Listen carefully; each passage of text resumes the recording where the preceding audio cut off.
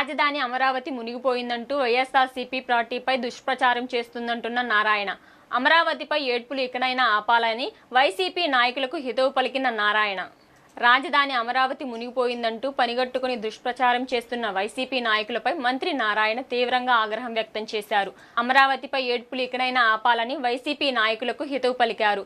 అమరావతిలో కొండవీటివాగు నీటి ప్రవాహానికి ఆటంకం కలగడంతో వరద నీరు నిలిచిపోయిన ప్రాంతాలను మంత్రి నారాయణ పరిశీలించారు. Amaravati development corporation CMD Lakshmi పాదసారితో కలిసి ఆయా ప్రాంతాల్లో మంత్రి పర్యటించారు. విజయవాడ పశ్చిమ బైపాస్పై ఈ11 రోడ్డు వద్ద కొండవీటి వాగుపై నేషనల్ హైవేస్ అధికారులు ఓ వంతెన నిర్మించారు. ఈ వంతెన నిర్మాణ సమయంలో అక్కడ మట్టిని అలాగే వదిలేయడంతో అక్కడే కొండవీటి వాగు ప్రవాహానికి ఆటంకం ఏర్పడింది. దీంతో వంతెన దిగువ నుంచి నీరు వెళ్లే మార్గం లేక నీరు కొండ పరిసర ప్రాంతాల్లో పొలాల్లో వరద నీరు నిలిచిపోయిందన్నారు. ఆ తర్వాత అక్కడికొచ్చిన మంత్రి నారాయణ మీడియాతో మాట్లాడుతూ వైసీపీపై తీవ్రంగా మండిపడ్డారు.